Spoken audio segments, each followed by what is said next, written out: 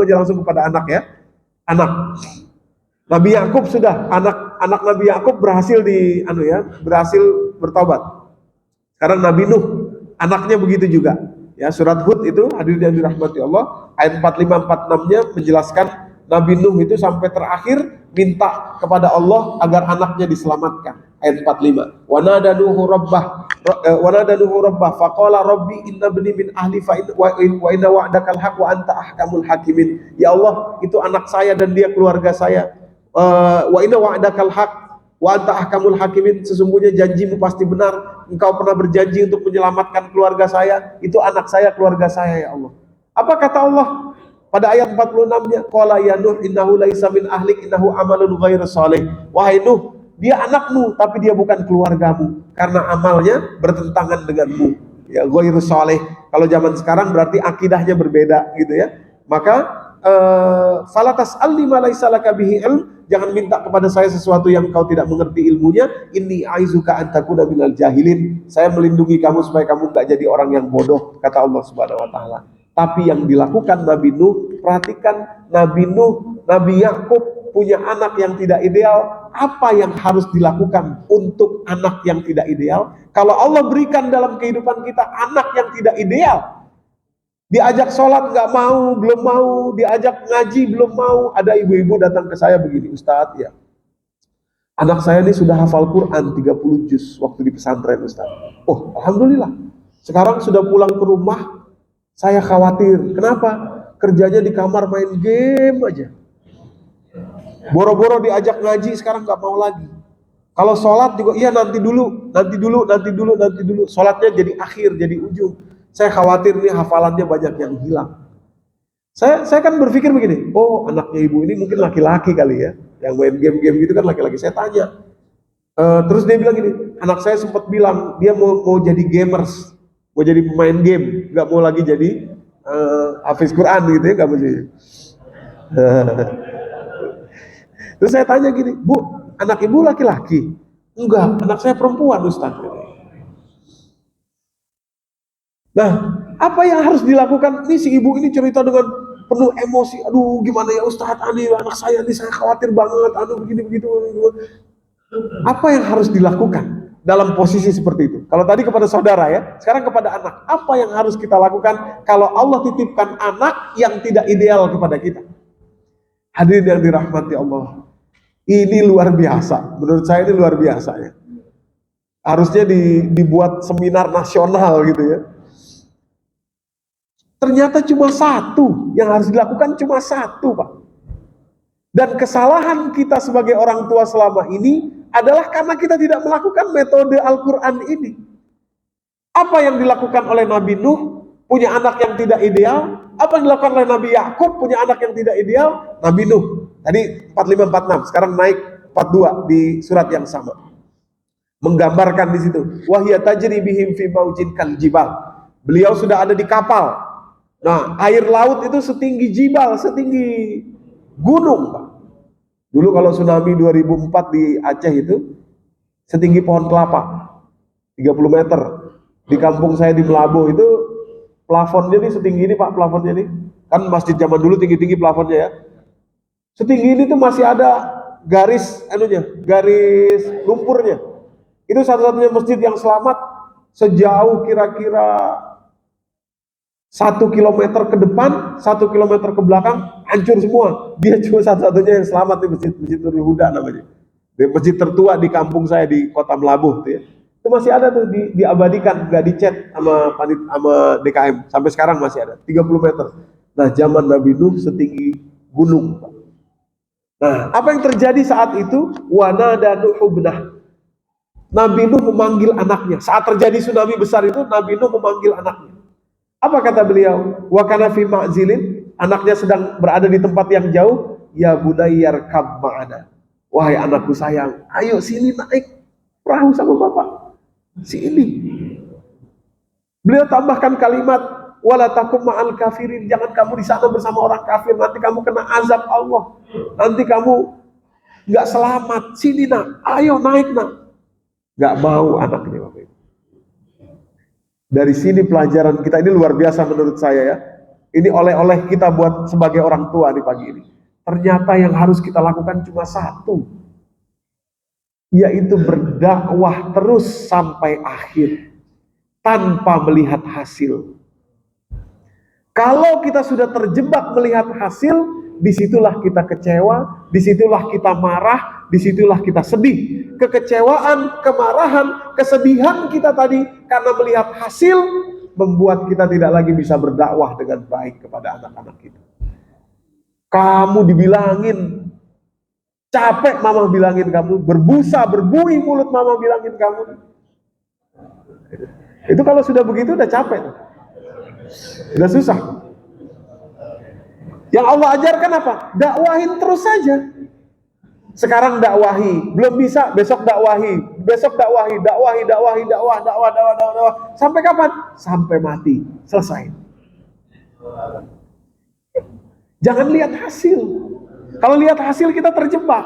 Seperti ibu tadi, ya Allah Ustadz, anak saya sudah dulu 30 juz, sekarang main game aja kerjanya. Kan ada sesuatu yang harus didakwahi nih. Cuma untuk bisa dakwah yang benar kepada anak tadi, untuk bisa tukar pikiran, ngobrol, kenapa, ada apa kamu, apa ngobrol segala macam, si ibunya ini harus bisa dulu tenang. Harus bisa dulu santai, relax. Dakwah itu memang tugas Anda sebagai orang tua. Sampai kapan? Sampai akhir. Dan cuma itu saja tugasnya. Maksud saya begini Pak, Bu, ya ini ibu-ibu biasa aja nih. Bu, tolong perhatikan. Nabi Nuh tidak berhasil mengajak anaknya berdakwah. Tapi Allah banggakan Nabi Nuh di dalam Al-Quran. Surat 71 Allah dedikasikan untuk Nuh. Inna arsalna Nuhan ila qaumihi an anzir qaumaka min qabli ayatihum azabun alim, dan seterusnya. Namanya surat Nuh. Padahal beliau nggak berhasil ngajak anaknya. Artinya apa? Allah banggakan Nabi Nuh karena proses, bukan karena hasil. Itu yang harus kita pegang. Jadi proses terus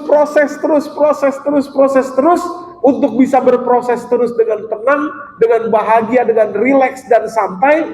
Jangan sekali-kali melihat hasil. Jangan. Bahaya kalau sudah lihat hasil. Bayangkan Nabi Nuh, kalau beliau melihat hasil, anaknya yang tidak mau diajak, dari kecil sampai dewasa, sampai dalam sudah kondisi yang berbahaya, nggak mau diajak. Kalau beliau lihat hasil, alah udah biarin aja. Anak durhaka, diajak nggak mau, didakwahi nggak bisa, dibilangin nggak ngerti, nggak ini. Tapi beliau tidak melihat hasil. Itu. Betul Pak ya? Ibu-ibu ya? Apa? Umumnya begitu kita. Kita kejebak sama hasil. Dan itu yang membuat kita jadi kecewa, marah, sedih. Tenang aja. Yang penting Anda dakwah. Anda dititipi anak itu nih. Ini buat booster lagi anak nih ya. Harus ditata dulu nih. Bapak Ibu yang dirahmati Allah. Ketahuilah Anda dititipi anak oleh Allah untuk Anda dakwahi, menjadi partner buat Anda untuk masuk surga. Bukan untuk Anda lihat hasilnya sekarang. Yang penting Anda berdakwah kepada anak sebagaimana Nabi Nuh, jangan terjebak pada hasilnya. Itu. Tadi saudara gitu juga, Anda dititipi saudara, Anda itu untuk Anda bisa memaklumi, untuk Anda bisa melapangkan dada, untuk Anda bisa memaafkan, supaya Allah memasukkan Anda ke surga, gitu ya. Mana dalilnya? Nah, ini kita buka. Surat ke-64 ayat 14. Ini menurut saya ini ayat gacoan ini ya. Ayat yang saya pegang betul. Kalau ada terjadi sesuatu, kembali ke sini. Surat At-Taghabun ayat ke-14. Oh, atau boleh kita bacakan Pak? Pak Miftah atau siapa? Supaya jamaah mendengar dulu terjemahnya, baru nanti kita kupas redaksi Arabnya. Kita perhatikan bagaimana kalimat Allah ya. Kalimat per kalimat nanti kita kupas. Silakan Pak. Surat ke-64 ayat ke-14. Ya. Wahai orang-orang yang beriman, sesungguhnya di antara istri-istrimu dan anak-anakmu ada yang menjadi musuh bagimu. Maka berhati-hatilah kamu terhadap mereka. Dan jika kamu memaafkan, dan kamu santuni serta ampuni mereka, maka sungguh Allah Maha Pengampun, Maha Penyayang. Masya Allah, terima kasih Pak. Coba Pak, Bapak Ibu, kita teliti ya. Ini ayat nih, tadi saya katakan, ini ayat gacoan. Buat saya ini ayat gacoan. Kenapa? Karena di situ tuh Allah ngajak barter sama kita. Kalimatnya begini, ya ayyuhallazina amanu, wahai orang beriman, inna min azwajikum wa auladikum aduwwan lakum. Sesungguhnya di antara istri kalian dan anak-anak kalian ada yang akan menjadi musuh bagi kalian. Aduwwan lakum. Apa maksud musuh? Setiap kali kata musuh itu selalu dikaitkan dengan syaitan. Inna syaitana lil insani aduwwum mubin tadi ya. Sifat syaitoniyah itu adalah mengajak kita ke neraka. Jadi yang dimaksud musuh di antara istri atau kepada ibu-ibu berarti suami, demikian pula anak-anak kita, ada yang berpotensi untuk membawa kita masuk ke dalam neraka. Itu artinya musuh. Apa yang harus kita lakukan? Fahzarhum, hati-hatilah kalian. Hati-hatilah kalian terhadap sebuah situasi emosional istri misalkan, emosional suami misalkan. Kalau Anda tidak berhati-hati, itu bisa membawa Anda ke neraka. Anda marah, naik pitam, dan lain sebagainya. Sering terjadi kita dengar ya, orang membunuh istrinya, membunuh anaknya. Begitu dia masuk, ditangkap polisi, begitu diwawancari, dia bilang, nggak tahu saya, gelap mata saya. Tiba-tiba aja itu semua terjadi, sudah terjadi. Nah, hadirin yang dirahmati Allah. Aduwan lakum. Demikian pula anak. Anak itu harus kita dakwahi, harus kita ingetin. Awas yang dimaksud musuh nanti beda ya. Jadi bukan berarti udah biarin aja nanti dia jadi masuk neraka itu anak kalau tidak diingetin. Begitu dia masuk neraka nanti dia bilang di neraka, kamu kenapa masuk neraka, kamu kenapa melakukan maksiat ini maksiat itu. Kata anak ini begini, bapak saya nggak pernah ngajarin, bapak saya nggak pernah ngasih tahu. Akhirnya bapaknya diseret masuk neraka. Aduwwan lakum fahzarhum, hati-hati. Apa yang kemudian bisa kita lakukan? Ada 3 hal Bapak Ibu. Ada 3 hal yang Allah ajak barter dengan itu. Yang pertama, wa in ta'fu, diambil dari kata afwan yang artinya maafkan. Kalau kamu berhasil memaafkan, kalau kamu bisa memaafkan. Yang kedua, wa tasfahu, melapangkan dada, ya. Melapangkan dadamu, artinya jangan marah-marah, jangan maki-maki, gitu ya. Jangan mengancam-ngancam. Ya. Wa tasfahu wa taghfiru, dan kamu mengampuni mereka.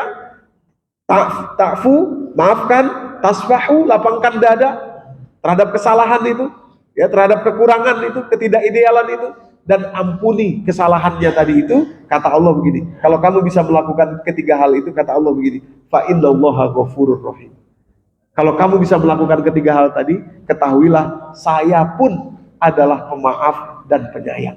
Saya pun adalah pengampun dan penyayang. Maksudnya, Doni, kamu kan butuh maaf saya kan? Kamu kan butuh ampunan dari saya kan? Karena kamu bukan hamba yang baik kan? Banyak dosamu kan? Banyak kesalahanmu kan? Siapa kamu nih? Emang kamu bisa masuk surga dengan amalmu apa? Kata Allah begitu. Kamu butuh maaf saya. Caranya tuker, barter. Dengan apa? Maafkan, lapangkan dada, ampuni kesalahan anak, istri, keluarga kita, tentu saja yang sebatas ditentukan oleh syariat. Hadirin yang dirahmati Allah. Jadi kalau anak itu belum bisa dibilangin, dakwahi terus sampai mati Pak. Sampai kita yang mati atau dia yang mati. Kan gitu. Benar nggak? Iya. Nabi Nuh, anaknya duluan yang wafat, yang mati kan? Sampai detik itu, ya itulah dakwah Nabi Nuh. Dibanggakan Allah, walaupun tidak berhasil. Atau kita duluan yang wafat. Yang penting kita sudah selesai mendakwahi. Itu hanya itu tugas kita. Hanya itu. Hanya itu tugas kita. Hadirin rahmati Allah. Oke ya? Jadi, kalau kamu bisa memaafkan, kalau kamu bisa melapangkan dada, dan kamu bisa mengampuni, 3 hal ini harus ada semuanya. Ya, harus ada semuanya. Nah, maka Allah katakan, Allah juga maha pengampun dan maha penyayang. Kamu kan butuh ampunan dan kasih sayang Allah kan dalam hidupmu ini. Nah, caranya itu tuker, barter. Baiti jannati. baiti jannati. Rumah di dunia ini jadi barter untuk rumah di surga. Hadirin yang dirahmati. Oke ya, sudah anak, saudara, sudah ya.